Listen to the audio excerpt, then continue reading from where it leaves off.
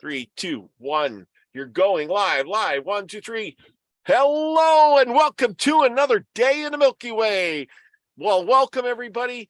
Tonight we got a great show. We're bringing two families who've been separated by generations for years and years. And we're going to get you their story, but welcome Lucky Stone and Courtney from Stars of the Morning Light. Thank you for both for coming. Now, here's the story, people. Generations ago, during the Pilgrim years, two families were feuding. These two families have been separated in a feud for over 500 years. Tonight, we're bringing them together right after Thanksgiving or somewhere in that part. And they're going to make up and life is going to be good. We're going to hear about their family history and how it all came to be. Now, who's who? Why don't you give me a little bit of scoop on what's what, and I'm going to pull up some stuff that I found. Because Lucky, you can go, darling. I am an ancestor of Governor Bradford, who was a remarkable man. He basically his mother and father died when he was very young. His father died when he was an infant, just born. His mother died when he was 5. And then he was raised with his uncles, who they had a sheep farm. And unfortunately, he was a sickly child, so he couldn't work in the fields like everyone else did. So he was educated, well educated. He learned how to read, write. He read a lot of complicated books for the time. And he also got himself involved with a fringe religion, which were called the Separatists, which a lot of people know as the Puritans. But the Separatists were a little bit different than the Puritans because they saw the Church of England following the same old path as the Catholic Church. And the Separatists weren't into that. They wanted to go into the religion. They wanted to go into the truth, the major part of the religion. But of course, at the time, King James didn't like them reading the Bible in the native English. They read in Latin. Well, the Separatists wanted to understand the Bible, and they wanted. So he was just a young teenager, rapscallion, and him in the group, they went to Amsterdam. They had to try a few times, and each time they sent the adults across, but he stayed with the women and children and got arrested. Really sad stories, but he was a very honorable man, and eventually he got to Amsterdam, married a wonderful woman. They had a child there, and then the Separatists decided to leave the lovely Holland and go all the way over to Plymouth. Mm-hmm. That's a long story. The Speedwell in the Mayflower, Mayflower, beautiful Mayflower. The Speedwell was a big boat. Mayflower was not as big, so they had to cram 102 people into the Mayflower, and on the way over, there was a man who was one of the crew, and he kept saying, "I would love to send some of these over the board in white sheets," which means he wanted them to go over dead. And unfortunately, by saying that, a couple of days later, he was the only one to pass away on the Mayflower, and he was dumped into the ocean as he wanted to do to the others. Mm-hmm. So he was a very honorable man, Mr. Bradford, and he went over and was part. Sorry, but there's the picture of the Mayflower, and I want to correct you on some of these things. Thank you, because okay. Lucky knows how I feel, and I'm like, See, I told you, people, the feud is still going on after 500 years. Okay. Out of several hundred English pilgrims in Holland, about 100 were selected to go to America. Such of the youngest and strongest as freely offered themselves. They procured 2 small vessels, the Speedwell of 60 tons and the Mayflower of 180 tons. The last being intended to sail from Southampton, England in July of 1620. So the Mayflower was the bigger one. The Mayflower had a lot more supplies on it, though. The Speedwell was not meant to send straight supplies. It was made to hold the people. Oh, Yeah. okay. Yeah, but okay. So there was only Living yeah. space. The Mayflower Oh, okay. living space was not as comfortable. It was Yeah. more of a transport vessel than Okay. than an But actual. okay, because you said it was a bigger ship, and I'm thinking, no, not from what I read. You're It was right. You're right. You're right. The Mayflower, unfortunately, it was not a comfortable ship. Either of them were not very comfortable, but the Speedwell would have been much better for the people. It was more. They wanted more supplies to go across and less people. People in the Speedwell. But that's also, we're talking about 500 years ago. So stories get changed. Yes. You know, Like I and said, this book here I'm reading out of is from 1882. I got other books here from the 1830s and 40s. I try to get the older books because they tend to have like unbiased interpretations of things. guys, the reason they ended up in Holland in the first place is because it was already established that Holland, for already hundreds of years, opened its borders to refugees and to people that were seeking asylum. So that's how they actually went from England into Holland, because they knew they could hide out there. They could be there and not be persecuted. And then, oh, we want to go to the new land. None of those English people know what to do with boats. Yeah. So that's how they needed to, go ahead, Lucky. There's a problem with that because they were very adamant about being religious and not too much celebration. Right. And to the Dutch at the time, these people were assholes. I'm sorry. These people were trouble. And that's one of the reasons why they thought it would be better to find another place to go over to the New World, because in Holland they were welcomed, but they want them to fit in better. And the separatists, although they were very good at their jobs, in their communities, they weren't melding very well. No, but that's one of the stories that I read. They didn't. Well, so the world knows now. I'm from the Dutch side, the Holland side, obviously, who doesn't want to be told what to do, and I'm gonna have a good time because I'm a fisherman and I've been working damn hard. I'm gonna have a good time. So, yeah, there was definitely friction there as to ideals of living. Yes. Okay. Yeah. So once you're in the New World, things changed. Yes. So so here's a little scoop on what I found. Okay. So your guy, he didn't almost make it. Yeah. John. Yeah. Yes. He let's see here. Here we go. Can you see that? John Holland. Here ended the pilgrim of John Holland. Spelled Howland. That confused me a lot. And I finally figured it out, but it was good. Who died February 23rd, 1675 or 72, I'm not sure. Aged of 80 years. I guess. He married Elizabeth, daughter of John Tilley, who came here with him in the Mayflower of December 1620. From them are descendants numerous prosperity. He was a godly man and an ancient professor in the ways of Christianity. He was one of the first comers into the land and was the last man that was left of that came over in the ship called the Mayflower that lived in Plymouth. Okay. Did you know? Yeah, he was married to what was her? I forget what her last name was. Some Tilly. Anyway, here, John Holland. There's a picture of your great ancestor. John Holland and Elizabeth Tilley. That's the gal. They had 10 kids together, believe it or not. And in this picture, they're all gathered. Here's the ship. They're even carrying sick people. They're showing how they're carrying sick people onto the land, But anyway, John Holland, he was a lucky one.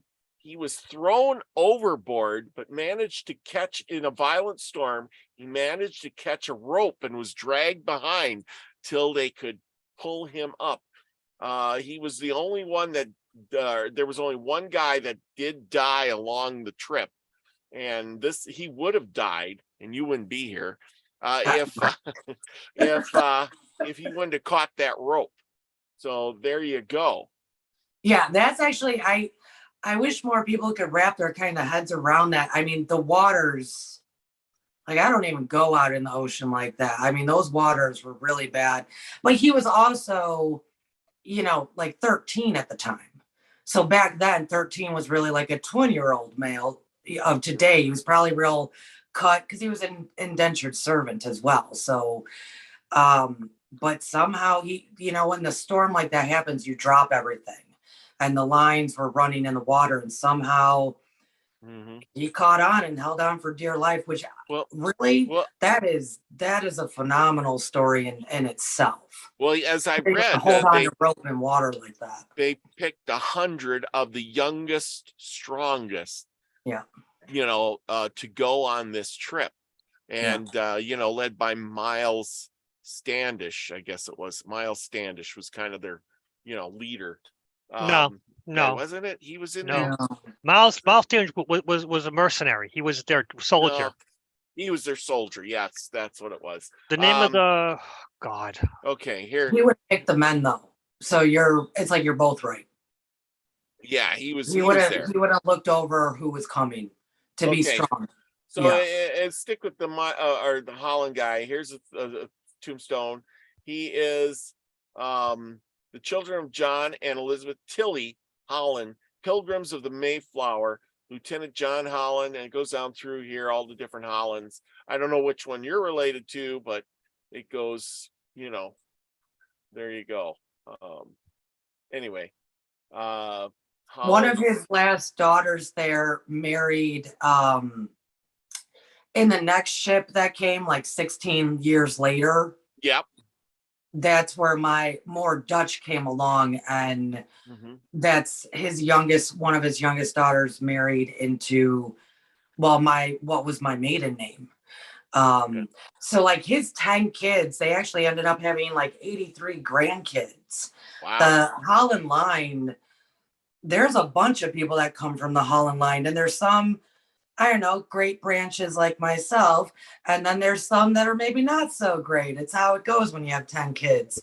But he did live a very great long life. Well, back in the day, to survive the Mayflower, have 10 kids, and then, make it till 80. He did a bunch of stuff too. So we can read about this. 4 people died while the ship was at anchor. Well, so this is almost like a suicide mission in a way. Yeah. I mean, look at 4 more people died while the ship was at anchor off Cape Cod, and the harsh winter conditions accounted for nearly half of the remaining passengers and crew before the Pilgrims had even set foot on dry land. Mm-hmm. The death toll could have been higher had Holland not survived his own traumatic ordeal. He was almost lost at sea after being thrown overboard during the nightmare sea conditions. However, he managed to grab a hold of a trailing rope, giving the Mayflower crew just enough time to rescue him with a boat hook. After living a telltale tale, Holland went on to have an amazing life. A few years after arriving in North America, he married and had 10 children. Story, William Bradford. I got this one too. He may not have been the first choice for a role of governor of Plymouth Colony, but William Bradford became the man who would lead the Pilgrims during their formative years in America.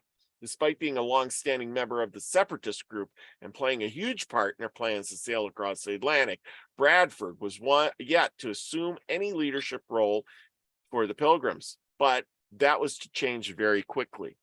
Against all the odds, he overcame the terrible sickness that swept through the Mayflower during the first winter and accounted for more than half their lives of the people aboard. Yeah, because by the spring, half of the people that by the next year, when they brought more people and supplies, half of the people had died already. While grieving the sudden death of his wife, who had passed away while the ship was anchored off Cape Cod. No. She fell off the ship. She fell off too? She fell off the Mayflower.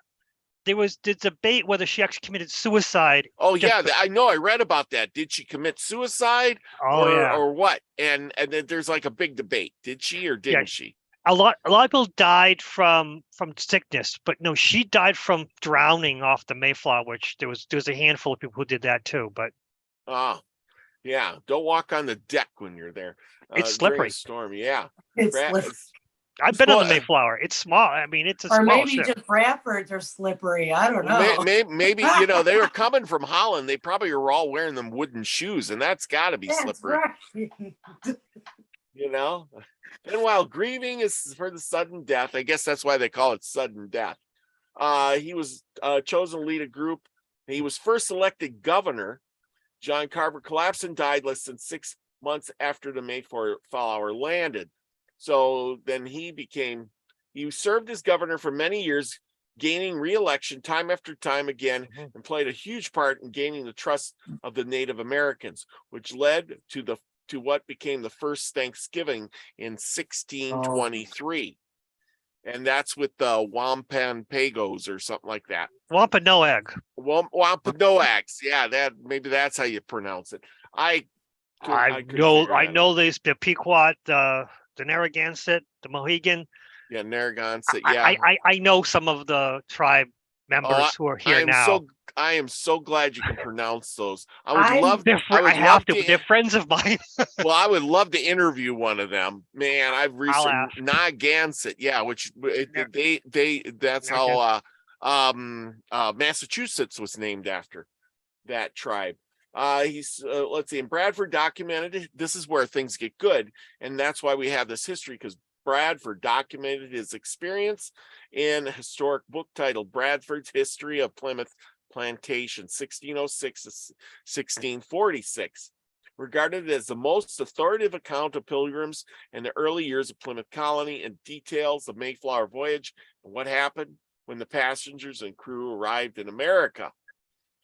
So there you go. And Bradford's role with the Pilgrim history, the meetings and attention authorities. Following year, fleeing country via route, arrived in Amsterdam. This talks about how they fled from Amsterdam. Robert, I'm happy that you can't see my face, because I'm like shaking my head through all of this. Why? I just because Bradford wrote all this stuff down in his journal, so clearly that's what happened in history. I'm not a Bradford fan, so so where's Holland's books? Where's Holland's books? Where are they? He was working. He was making 10 kids. Right? Yeah, he was having fun. He was making 10 kids. The Bradford books take up like shelves. Oh. Wow. Shelves. And some of them were lost because during the Revolutionary War, the British stole them. Oh, yes. wow. And the thing is, it controls the narrative. Yes, it does. It does. And if that's all the history. That's all they know. Nothing's written down. So that's it. Right. Yeah. If I was the only one taking history, that's the way to play the game. That's how white men win, Yeah. Well, it's just like, they excluded I've been doing a thing on, been doing a lot of research with the Enoch thing lately, gonna do some good shows on that. And, they took the book of Enoch out of there. Why? I don't know, but it had a lot of other stuff in there that really sets the narrative. If you take that book out, it changes everything. Yeah. It changes the way you look at all these other stories in the Bible. So, but that's the point. That's why they took the book of Enoch out. Yes, because it didn't fit. Do you know how many books there were back in that time? The Bible would have been about this big, but this giant thing, and they needed to cut it down, so they had to pick and choose, and they needed the ones that worked for their narrative. That's right. And that's the same thing with this. If Holland had wrote books and the Indians wrote books and Bradford wrote books, there would have been a lot of books. And then you'd wonder which one's which. And you think the Indians would have said, oh yeah, the white man was really nice to us after he came and he killed our women and children, burnt our villages, and blah, blah, blah, blah, blah. And why weren't the Indians so friendly to the white man when they, especially pilgrims, even when they landed, was because in 1585 there was a guy that went there and he was trading with the Indians, and they invited him on the ship and did a whole bunch of stuff. Well, one of the Indians, I was reading, I think it was this book or that book or one of the books, traded him some stuff, whatever, and one of the Indians stole the silver cup from him. Mm-hmm. Well, this guy got really mad, and him and his troops went out and they destroyed the village. They burnt all their crops, all their storehouses, killed a bunch of men, all for that silver cup. Yeah. And that wasn't Massachusetts. That was a different. The natives in Massachusetts were very friendly. Yeah, they were friendly. But but when they did this stuff, that rumor spread. Hey, white man, be wary of them. Because and besides that, when these guys came, they brought sickness. They traded, they brought stuff. The Indians had been wiped out by sickness way before the white man came to settle. I realized there was this big gap in there, and the first white man brought all these diseases. They went back, and it took so long to go back and forth that by time they came back again, all the Indians are gone. All their fields are deserted. Well, then when they finally started coming to populate again, the white man shows up, starting in the early 1600s with the pilgrims and all that. They're really starting to populate. There wasn't really a whole lot of red men left. They were just starting to get going. There was a 20-year gap where they all died off, and they were all starting to come back again. And actually, Plymouth was like where the pilgrims settled. That used to be a tribe living there that died from malaria, I believe. Not smallpox, but malaria. Yeah, and there were successions of this die off. Yeah. And it's recorded. There was, one big die off when not the pilgrims, but whoever first came there. Then there was another big die off later on in like the early 1600s. And then there was another die off, and then by the 1700s, most of the East Coast had moved west. And then the plains and the West Coast were starting to get to these die-offs too.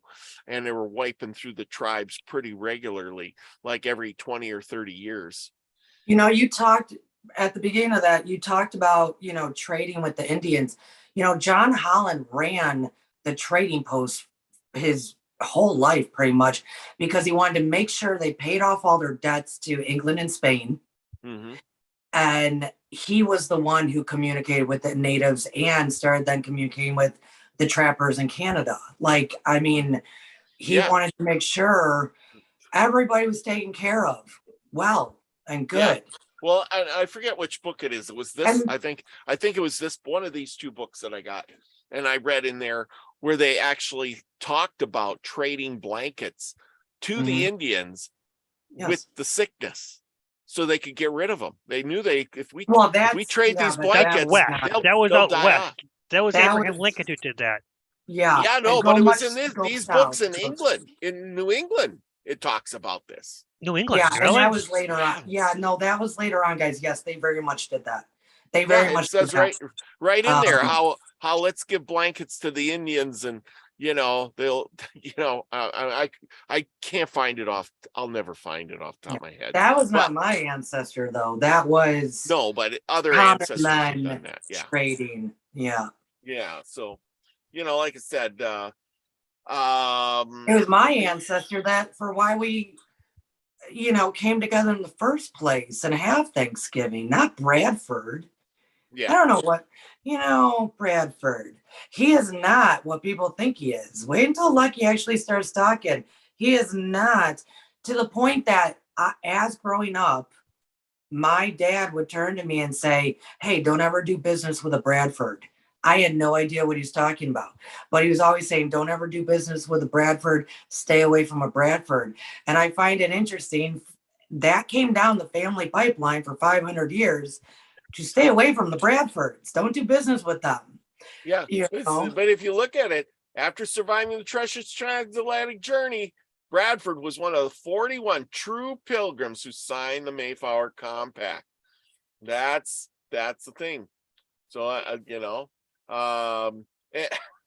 just giving you crap. He actually was responsible for helping write it too, unfortunately. Yes, he was. He was.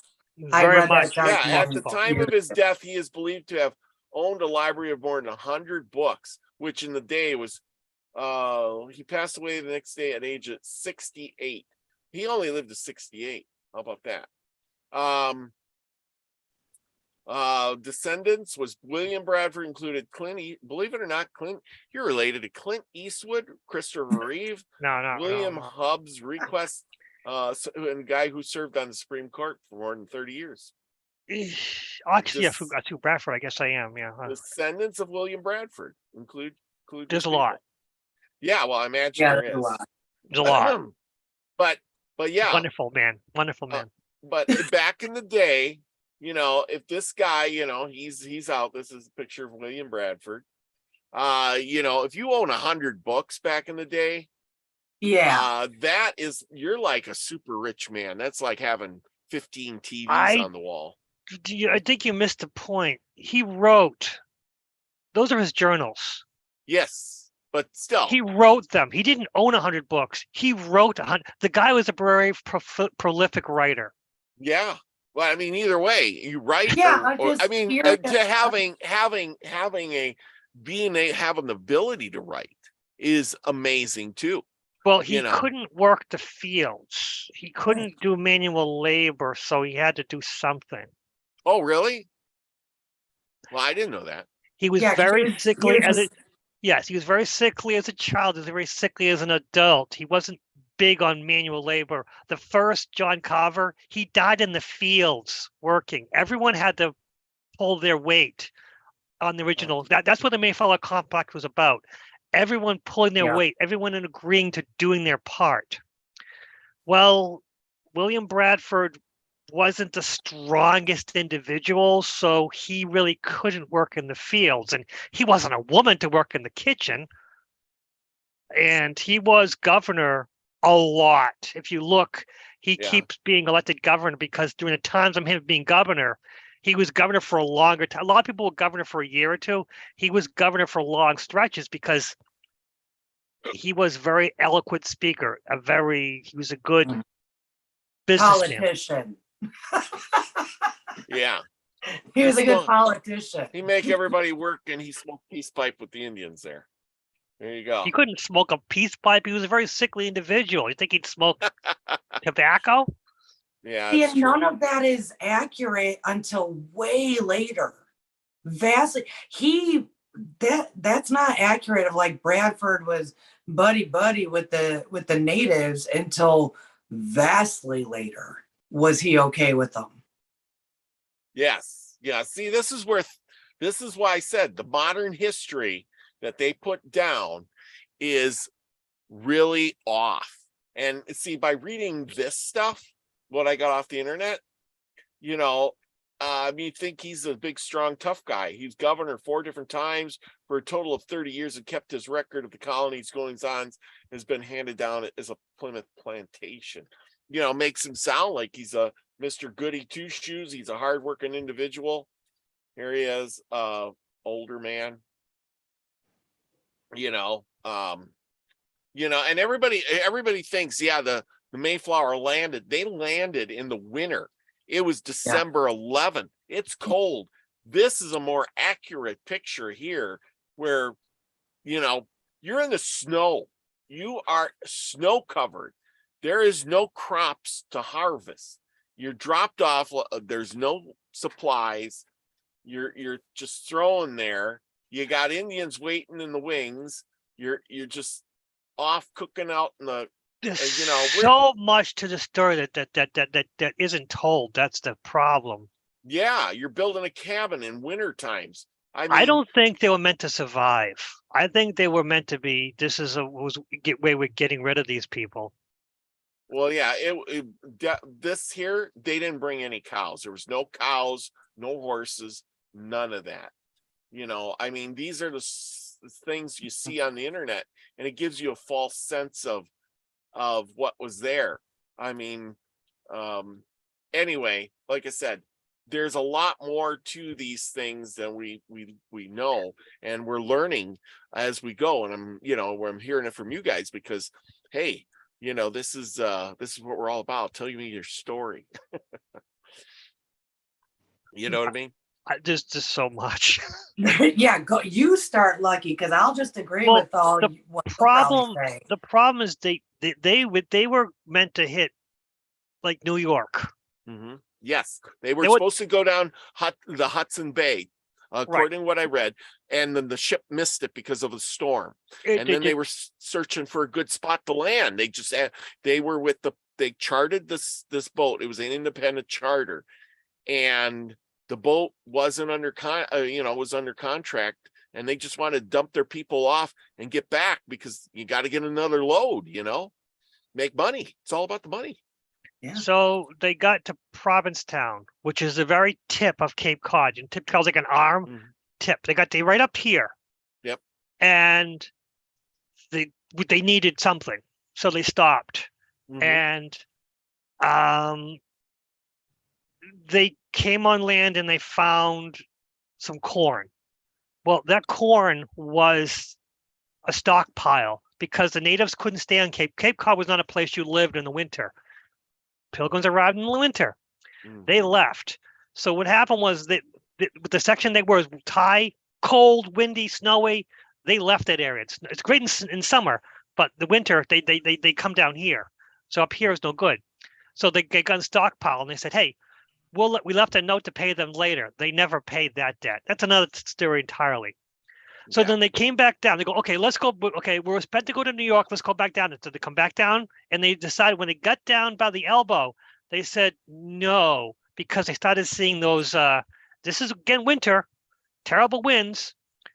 They couldn't make it, so they came back up again, and that's why they went into Plymouth because Plymouth Bay, inside the arm, is a very safe area, and that's why they went to Plymouth because it's a much safer area. And they said that's why they came up with the compact because they were in the area which was supposed to be where they were settled, which is where the agreement was, which was the land which is owned by, they're supposed to pay off that bill. So technically, Plymouth was owned by nobody except for the natives, but that's not the point. The Plymouth was owned by no one. That's why they made the Mayflower Compact, saying that they were going to work together and somehow pay back, the services for the Mayflower. But yeah, they end up getting actually out cheap because they were in Hudson. So here I found the passage on this. This is from the old book. It says when they came, it says when they went ashore, 16 men landed, and every man had a musket, a sword, and a corset, headed by Captain Miles Standish. They saw 5 or 6 people with a doggie who were savages. These all ran away and whistled the doggie after them.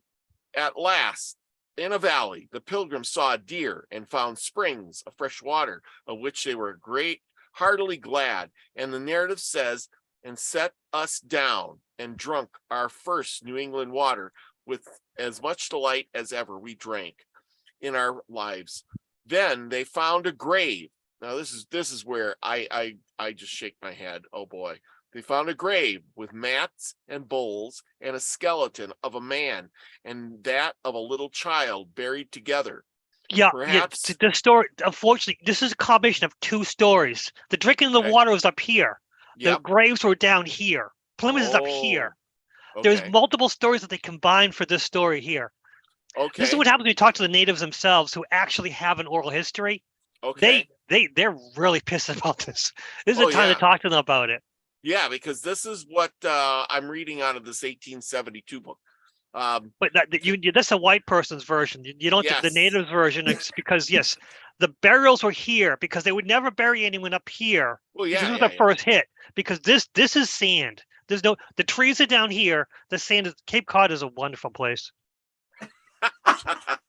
Okay, let me finish here. They found a grave in the mats and the bowls and the skeleton of a man and a child and buried together. Perhaps it was pleasant to them to see the parents and the children loved each other, even among the wild Indians. Then they found a great basket of Indian corn buried in the ground. This they took, and afterwards, finding the owners, paid for it. No, they never paid for that. They never paid for that. Pay for that. That's what I'm thinking. You're digging They didn't one of their pay for 'em. graves, their sacred graves, and then you're defiling the grave, and then you Yes. just like, I'll just go find those Indians and say, I dug up your grave over there. But How much you want for the corn? See, that's the thing. They did dig up a grave, but they didn't find the corn in the grave. They found the corn in the seed storage. Again, these are multiple stories that were combined Yes. together for this narrative.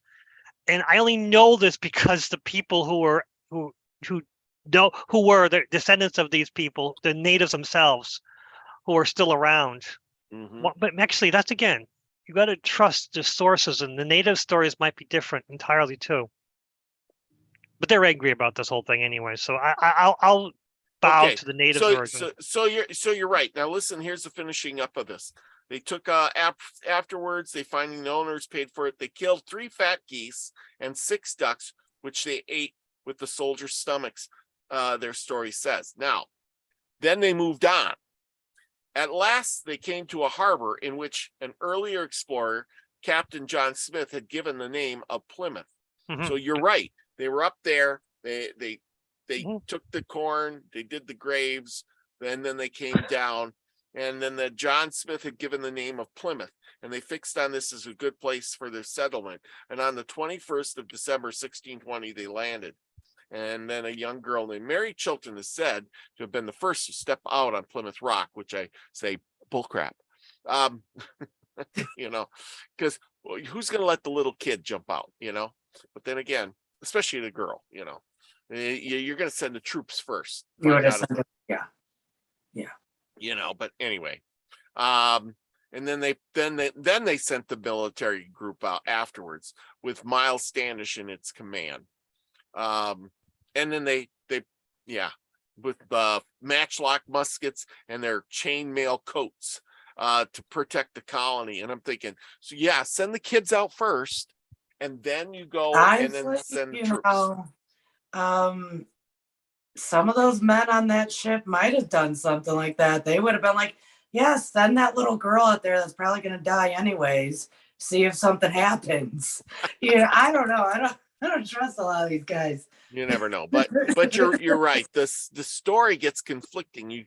You got to really pick and choose what you're listening to. I mean, I'm reading through these other books, and they do get kind of complicated, and the story, it's hard to find information in a book of all of this stuff. This is why they go with William Bradford, because he was on the floor and he was written at the time. There was not much written at the time. He's a very prolific writer, so that's why his narrative survives to this day, because he can go with that. Although again, it's 100 books, so pick and choose what you want to get from that. Yeah, exactly. And some of them have been lost, but who knows where they are. And so you just kind of go with the stuff. Yeah, it's hard. Courtney, what do you got to say to all of this? What do you know? I know that I as far as the storytelling being wrong, I fully don't think a lot of it's right. Like I said, I'm not a fan of Bradford, and I'm not a fan that it's his narrative that we are learning this stuff from. Yes. I'm not to the point, like I'm not a fan to the point that I know from my family just talking. See, I do think families still do this. We think storytelling has dwindled away, but it is, I think in a lot of families, it's still very prevalent. We just don't see it that way. But I know definitely, and I'm sure we can find some stuff in history about it, that I know my ancestor at one point, who was working alongside the natives, really kind of wanted to team up with the natives at one point to get rid of Bradford, to take him out, because he was that bad of a dude. And I see it as, of course, I'm a sickly guy. I'm sickly. I can't work. And of course, then, okay, we're going to just make you the politician. You be the front man, because if you want to play that game. But who's really controlling stuff? not Bradford, and I think there's a lot to it that people don't really know. And I'm not a fan of Bradford. He was not, out of the stories that I got growing up, he was not a good guy at all. And it was exactly that. You put somebody in the front to be kind of the target or be the fall guy, but there's always people in the back that are actually getting the work done. Well, And yeah, that definitely was not Bradford. That definitely was not him. But yeah, because he's the only one that knew how to write and take and sit there every night. I'm going to write in my journal because I don't do anything else. Like, because he's doing that, that's the story we have. It's not fair. But for the he people that kept did. them alive. He kept them unified. He did not. Was not Bradford. That was 100% Bradford. Carver died. Carver was dead, and Bradford was the governor. He kept them together. You are so. I see that smile on your face. You know you're full of it, Lucky. Smile. He told me everything. He tells me everything. His head fell off. Bradford did not keep that community Bradford was going. a great man who kept those people together. He kept the Pilgrims unified. They were a ragtag group of people. There was 3 different groups. He kept those 3 dissenting groups together and kept 50 of them alive out of 102. Right, exactly. And, that's why you just keep that front man up there, that politician, while the rest of them just, nope, there's people communicating. Lucky, you're full of it. What do you know about Bradford? I know you know that Bradford is not. He is my ancestor. He is my blood, and I have to defend him to the end.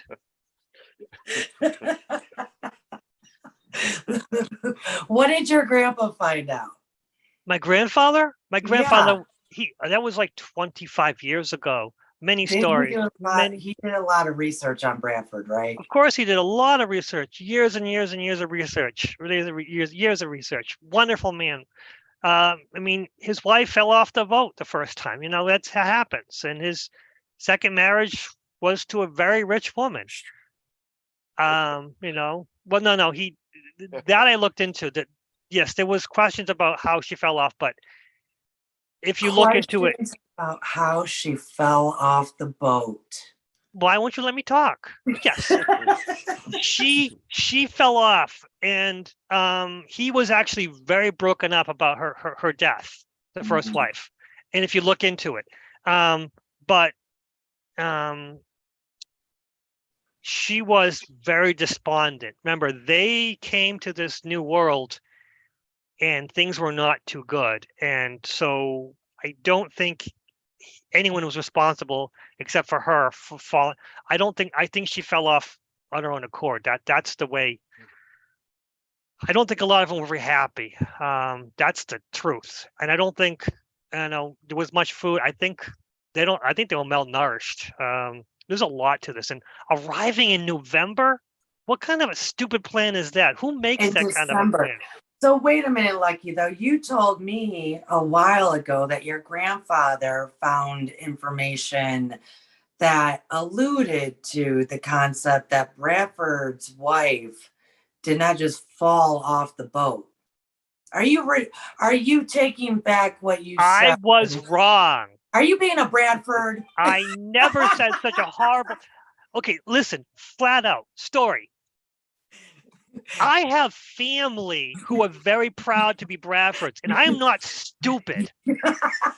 So I did my research. And looked into it. And I was about to tell a story, and let's look into it. And that's when I found out that the whole story behind it is that when she fell off, he was despondent.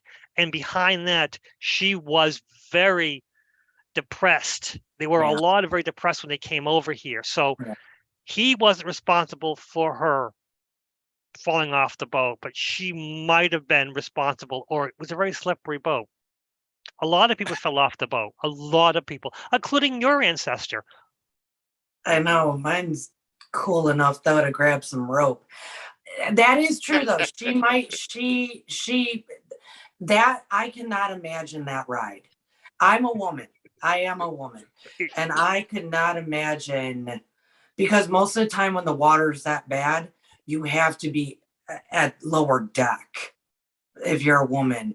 And I cannot imagine that trip of Well, not being able to, you weren't allowed to be doing the work with the men.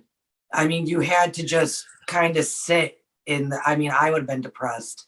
I would have been so depressed. And watching everybody get sick and worrying about rations and we don't no, have enough food. And, see, I would have been there's so so depressed. much to the story. What's happened was at the point that she fell off, they were already supposed to be in New York on land.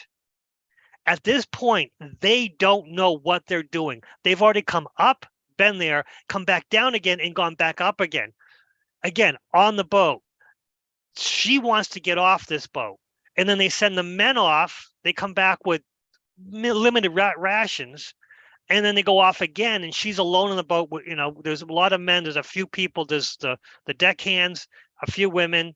And then they come back. And it's like, and they said, hey, your wife is dead. She drowned, and so the whole story, and you look into it, it's so convoluted. But again, she expected to get off this boat a long time, and it's winter, and she knows it's winter. And she says, how are we going to get food?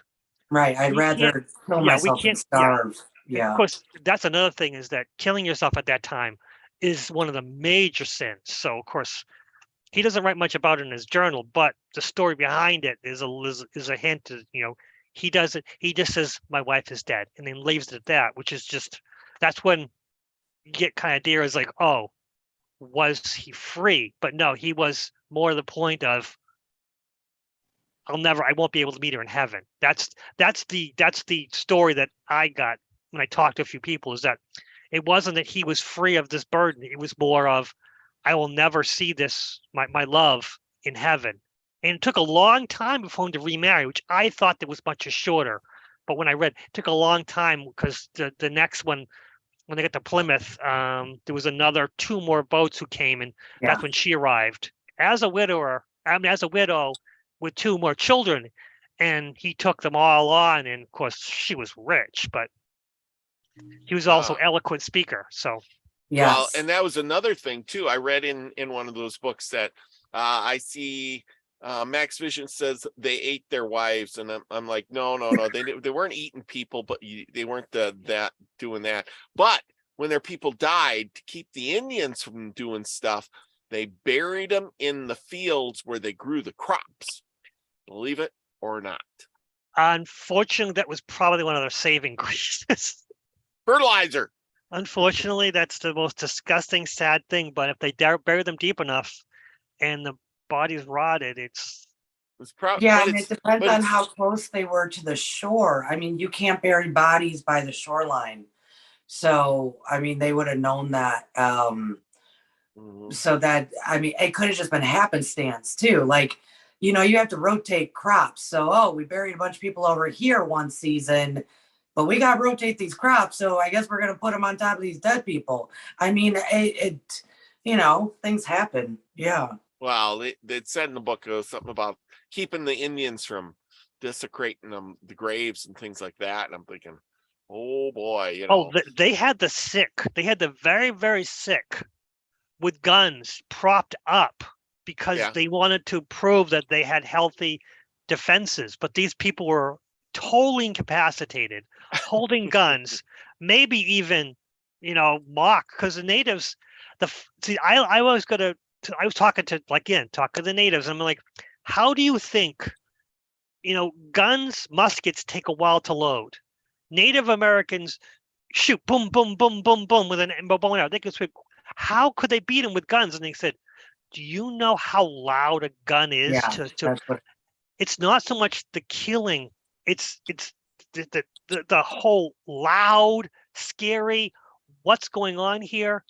So, they also, you need time to aim an arrow, while the buckshot can come out where you can get multiple bullets, multiple rocks coming out. A lot of times they just load it with whatever they have at hand. So, well, and that is so true. Every Indian book I've read about, I do that thing on Tuesdays, and they were talking about all these muskets and the guns and things like that.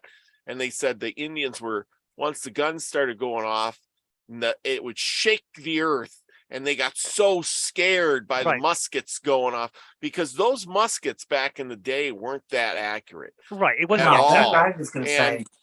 And yeah, they weren't very accurate. Whatever, 20 feet or so, you were doing pretty good. And you wouldn't waste bullets either. I think like we get this but- concept from like cowboy movies that everybody's just shooting and shooting and shooting. You didn't do that. You didn't waste bullets, you know. But by the time those days hit, the guns and stuff were way more accurate, and they had much more bullets where you just go to the store and pick up bullets kind of thing. But but in those days, you had limited gunpowder, and your shots were random, kind of, but they made, like you said, they made a lot of noise. They made a lot of noise. There was smoke, and then there was also, they would break up. So it didn't so much mean you were killed by it. It just, you don't know what the hell is coming from. They see the guy shooting over there, and the guy over there falls. So the accuracy was not, but it wasn't important. It's like, what's going on? So so I always wondered how, because Native Americans, they're much more accurate with their arrows, and they could decimate these guys. But of course, it was loud and scary, and unpredictable. So my dad raised me to believe if you were to ever kill somebody, you would use a bow and arrow because it's silent. Yes. So I mean that, and you can be completely accurate with it.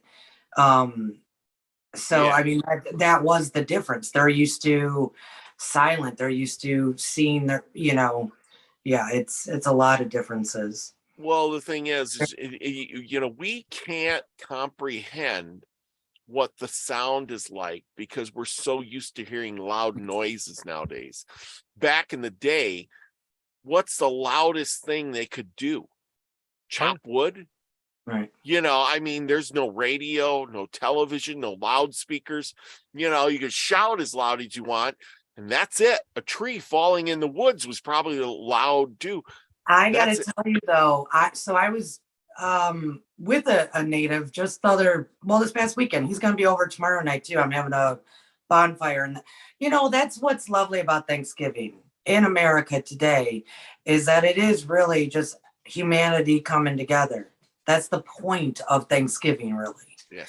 And so I have a bunch of people coming to the house tomorrow, and it was interesting because I don't remember what we were talking about.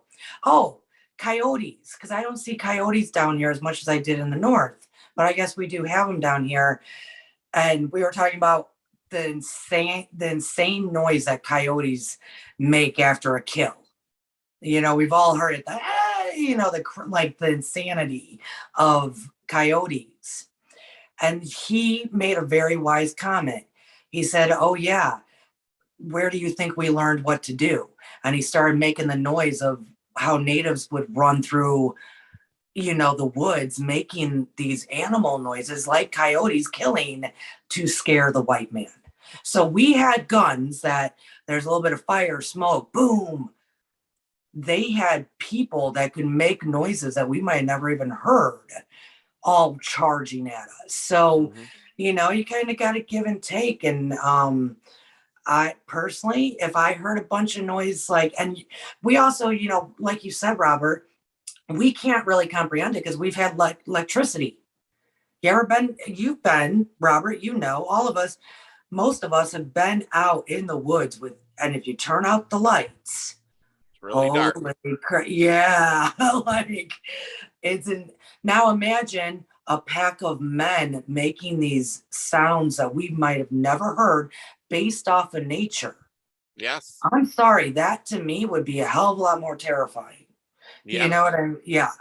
So kudos to them for thinking that way. That and the fact that back in the day there, I've been reading in some of these books, there were wolves in New England. Yeah. I mean, a lot of them.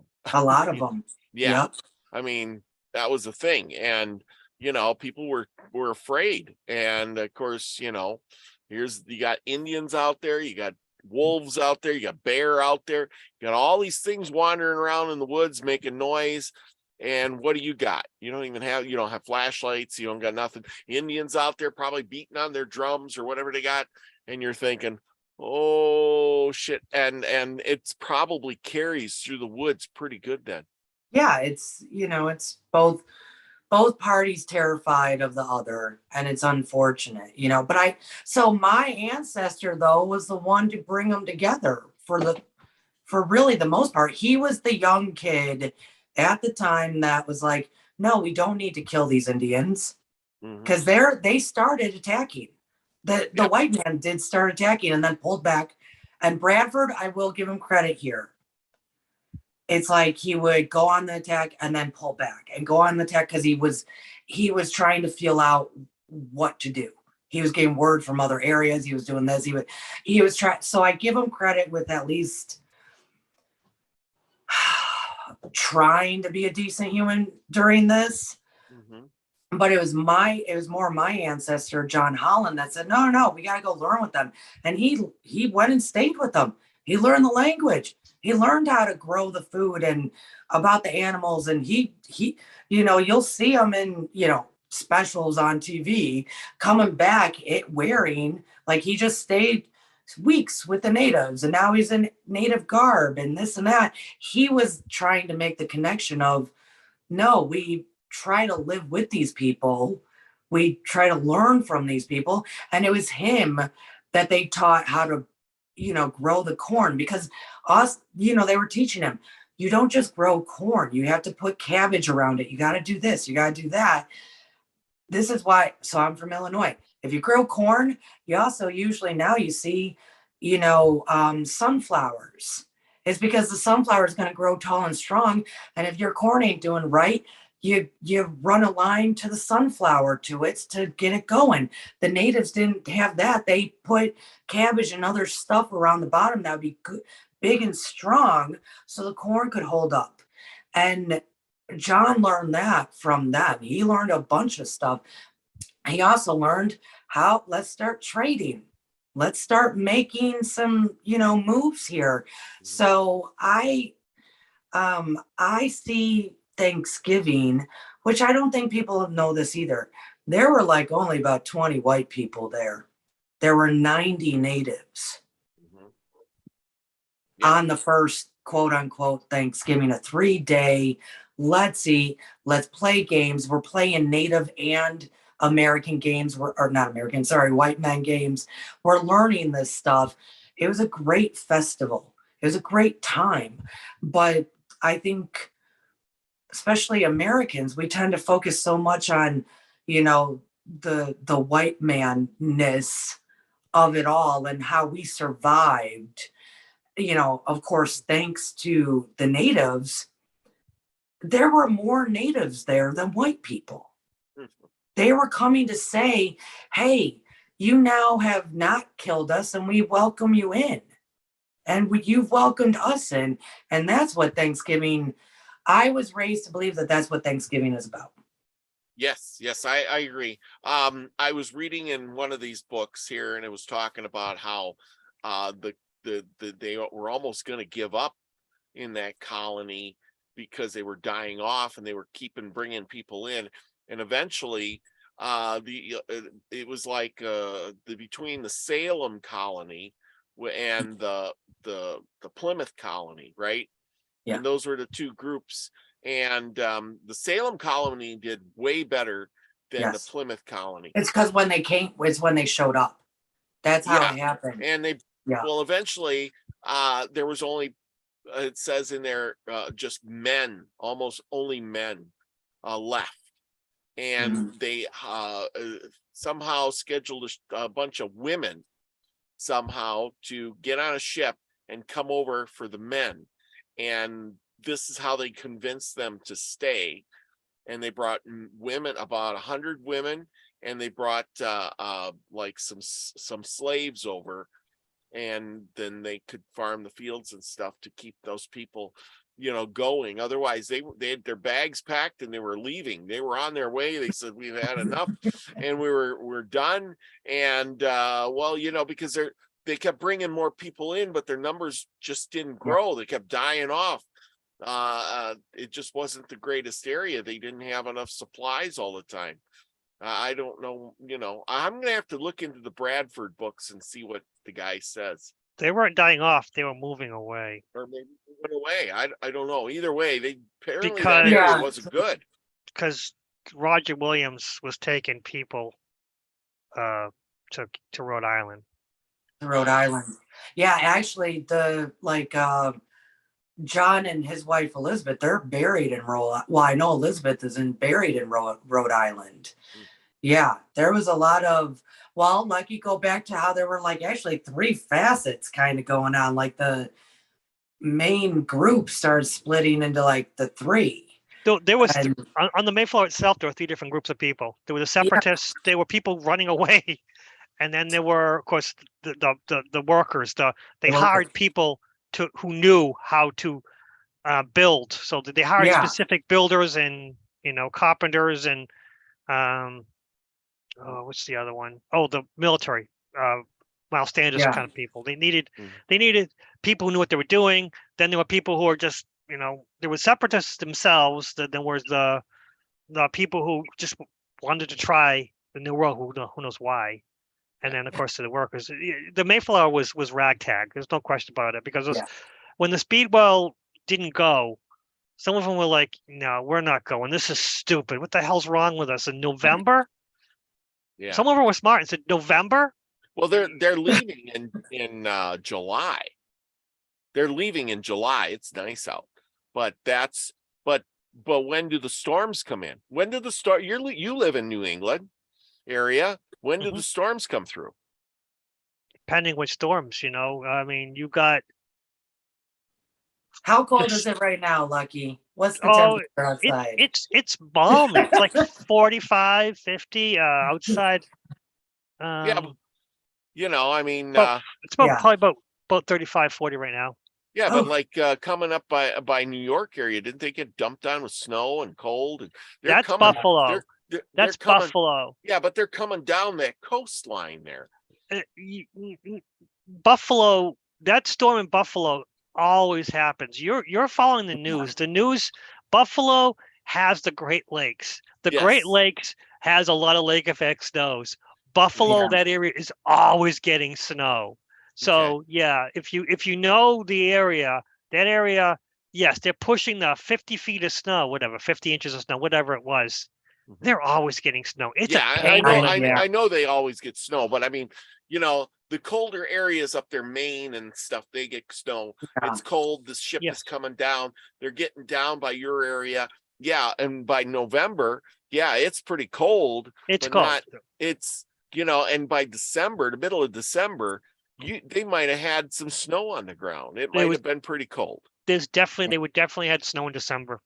Yes. Well, it doesn't, and honestly, that would be all fine if there were, already structures built, already plants, already food and storage, but they were running so severely low on supplies. Seriously. So when they plan to land in November, December, that's the stupidest thing I've ever heard. But I have to say that might have not have been so much them either, though, because they were trying. They left Holland and they had to go to. They were traveling back and forth a lot in Europe to even get the funding to get here. So it's like they thought they were leaving. Nope, you're not leaving because you don't have the crew and the workers yet. We need more money. Go down to Spain, get more money, and convince them of this, of course, and then go back up, find men to hire. And then I think they had to go back to. They were not allowed to leave from Holland in the Mayflower. That was actually parked. That was actually off of Spain, off the coast of Spain. So then they had to go back. So by the time all of this back and forth in Europe happened, I don't think they wanted to leave when they did, knowing that they would show up in winter. But by that point, you've already made all these arrangements with these fellas. We're going to hire you. You've already took people's money. Well, then you just make it happen. And Was it dumb? Yeah, I consider it very dumb. Then you just negotiate more. But No, but the point being, if you're the investor in this venture, if you really want to succeed, you would have said, hey, let's delay this, guys, and we'll let you go then, rather than let's kill these people, send them over there to see what they can do. We don't give a shit what happens. I read, though, Lucky, I read at one point that, and we don't know, but it is theorized that, because everybody had that question, why would you give the money to basically have something fail? It had nothing to do with like giving a shit about, pardon my language, about the people on that ship. This was actually supposedly a political move against England to say, if anyone's going to get there, it's going to be us. And if they try, and if your people try, we're going to basically, we're going to make it fail for you. You're not going to have this new land. We're going to have this new land. And everything, and you're not paying these people. We are. They didn't care about the money. It was exactly that. They did not think they were going to make it. And it was England, other parts of Europe, don't even think about it. Don't even think about, we're taking over this new land. Because they had already started taking over Central America and all the islands. And so they were trying to tell all the rest of Europe, yeah, don't even think about it. So they wanted it to be that they all died. Makes sense. And then word would get back, don't go to the new land. There's sickness. You won't grow anything, blah, blah, blah. Don't go to the new land. Yeah. That makes sense. Yeah, that's what a lot of people are theorizing right now. Or back one. Yeah, I could see that happening. But yet, nobody went back. And but here's the bad part is they all got off the ship and they could have kept going south. I mean, if I was them, I'd say, keep going south. It'll get warmer. Keep going. Just keep going more south. No, they couldn't, because the people, the crew on the Mayflower, at the time that they landed, they couldn't get past southern Massachusetts because of the shoals were always shifting. The bottom elbow part, the sand dunes down there are always shifting, so they couldn't get to New York, which is where they wanted to go. So that's why they turned around and banged back up to the tip and came back to the elbow, to the arm, and went to Plymouth. I didn't know that. I know, because again, this was Bradford's kind of big claim to fame, because the Mayflower Compact was to be written by someone else, but he was one of the people who are eloquent writers, so he knew how to write it so that everyone would join in on this agreement, because they needed everyone on board. There was no way the Plymouth getting them all off, because they couldn't get off the boat until they signed the compact. So the only way to get everyone on the same page was, okay, we're going to sign the compact, because they were under no agreement, because the agreement was for New York, not from Plymouth. Yeah. Which is, again, how they got there, and what, even they thought that they could have this land, but they took it anyways. That part I will give it to you, Lucky. Bradford did write, because I mean, I still own a copy of it to this day. I was reading it in college. It's written very well, that everybody can go, okay, I agree to that. And if you watch anything about it, though, there was a lot of contention. Oh, yeah. So that I do have to give it to him, that he put it in words that's like, okay, I can agree to that. Because he was also a difficult individual, so he couldn't be the author of it, but he could influence the writing of it. That's what my family had come to understanding of, that he wouldn't be the author, but he was very instrumental in helping word it in the right way, because again, he was a sickly individual who couldn't do a lot of work, so that he was not a well-respected individual. But again, he was governor for a long time, back off and on, because they kept pulling him back in, because he knew how to play the game. He knew how to talk to the right people. It's playing the game. He definitely played the game really well. Think about it. He was there a very long time with doing very little work, because he couldn't, because he was just a sickly individual. So you either keep him, and they say, get rid of this guy. He's not pulling his load, but he pulled the load in a different way, knew how to get people together and convince them. And I know people like that. And sometimes he's like, why are you friends with this individual? I'm like, I don't know. And he talked to them and like, yeah. Now, I will say, though, I think when he would talk with, the other colonists that were, like how Robert just brought up Salem and other areas that started coming in, and when the Quakers started showing up, that he did a good job with. I mean, he played the role of a politician very well. I know, though, inside of the dynamics of the community that was first settled there, there were a lot of men from the ones that were the military, the ones that were the carpenters, the blue collar people of the actual first settlement didn't really get along with Bradford, because he was, quote unquote, he was a good politician.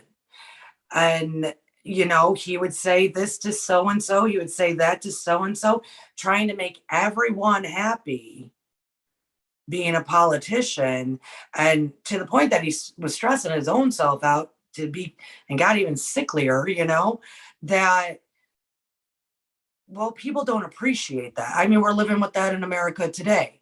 Like, hey, we're seeing right through you, buddy. You can't say one thing and do another and blah, blah, blah. So that's where I will tell you, down the pipeline of what I know, that's why I was always don't trust a Bradford.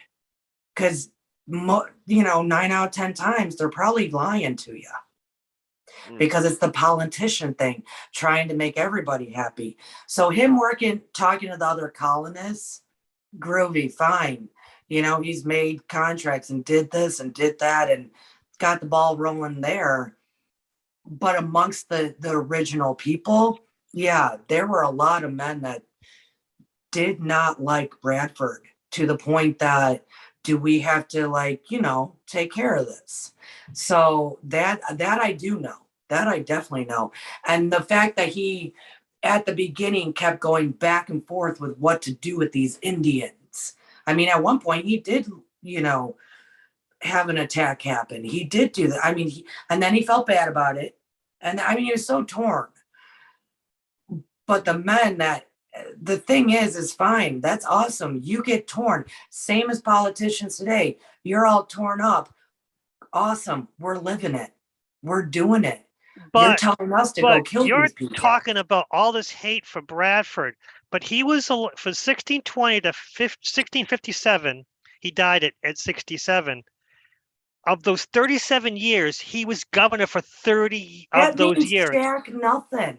That means enough people liked him for 30 years. So you don't trust a Bradford. This guy was a mover and shaker. How it works. And that's not how it works. You're gonna put somebody as a front man to take care of all the other douchebags you don't want to deal with, but none of you actually like that. But that's person. A normal society. Plymouth Plantation was not a normal society. It was a ragtag group of people, right? Who were and just all of those people, barely surviving. All of those people. Governor Bradford was a great man who held Plymouth together, and that's why we celebrate Thanksgiving now. I see. Governor Bradford was a great man. Oh. Look at this great man. Don't you see him? Look how great he looks. Look at this. Look at his beard. Look at this beautiful hair. I know you're full of it. Bradford. And I want to make a point too. Governor Bradford's a great man. Robert brought us on because, family, 500 years of family, blah, blah. I don't know if everybody in this audience knows, Lucky and I talk at least once a week on the phone. Lucky and I are great friends. And so I know when Lucky is full of it. Oh, I'm so glad. Well, you know what? We've gone way over an hour and stuff. I can't believe it, but you know what? We'll have to carry this on next year and see if the feud is still feuding, you know? Obviously. I can't do this next year. There's I have to study this. I have to actually talk to my family and everything. Oh my gosh. Yeah. I'm just gonna have a good time. That's right. It'll give you a whole year to restudy. Me too. Oh my gosh, I'm gonna have to look all this stuff up and find out what is going on. I refuse to talk about the Pequot War. Okay. Oh, jeez. Well, yeah, next year. But happy Thanksgiving, everybody. Happy Thanksgiving. Yeah, it's good to be here with you boys.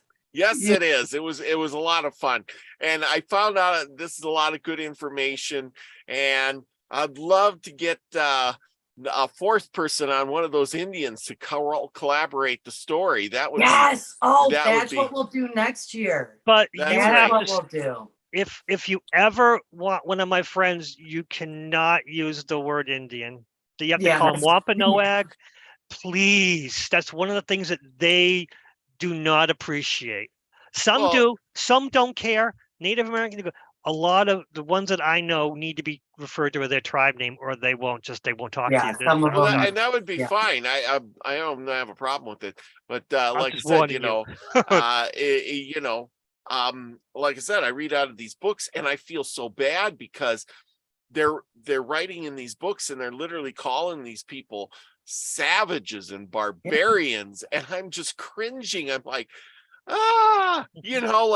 and they're saying, they're going on and on and on in this book, and it's like, I've become politically correct, even so, considering at least I want to call these people, Native Americans or Indians of some sort. And even so, it's like, I was reading in one of these books, I forget which one it was the other day, and the guy says, why, if you ask the Indians were asking the white man, why do you call us Indians? Yeah. And the white man's saying, well, what do you call yourselves? Well, and he says the tribe name or something like that. And well, what do you call yourselves? And then it's like back and forth. Why do you call yourself white man? Mm-hmm. Why are you English? Well, I'm English. Come from Europe. I come from Britain. Well, how are we going to remember all that? Right. But anyhow, well, thank you both for coming tonight. It's been great. I hope everybody's enjoyed the show. We've had a lot of people come in here, and kept everybody's attention really well for a long time. We've had about 14 people in chat the whole entire time. I want to shout out to Scotty Boy, Esley, Regine Hutchinson, Mary Wins, Max Remote Vision Class. Thank you. Go over and check his show out. Marlena is in the house, and we got Isby who come to join us, and Max G, and let's see, I'm sure there's a Susie Q. She's listening patiently and quietly in the background, I'm sure. Scotty Boy's got his feet kicked up and having a beer listening to us. Truth Seeker 2, she's been listening patiently and probably smiling in the background as we talk. So thank you for all of that you do, everybody coming and listening to our little chats here on this show. Thank you to Lucky Stone and Courtney. Go check out Courtney's channel, Stars of the Morning Light, and Lucky's channel too. He does a lot of little shorts. I have a train wreck. My channel's a train wreck. Yeah, it's a little bit of everything. Yeah, check out the spider. Check out the spider, guys. My tarantulas. Boy, that just creeped me out. That spider running around. Oh my gosh, it just shivers up my spine when I'm watching. Every time I have to remove it, I move it to a new enclosure. It's not fun. Like, oh, please don't bite me, please. Yes. Yeah, don't get bit by the tarantula. Yeah, Elderberry's in the house too. I forgot to mention him. And Nicholas Burnett, thank you for coming. Well, and with that, I bid you all adieu. Till next time, Saturday night, we're going to have a great show. Big Al, Linda Brooks, I hope, is coming. And we haven't had her on for a long time, or Big Al. And we're going to be talking about the new deck of cards. If you haven't got them, Big Al's creations for you. And the cards, we're going to go through some of that, find out what's all going on in the world, and it's going to be a great show. And if they don't show up, we'll have somebody else. It'll all be good. Now go out, do something nice for your neighbor, smile, wave, whatever you got to do. Remember, be the frequency you want to receive, everyone. Love you all. Peace, everybody. Bye. And there we go.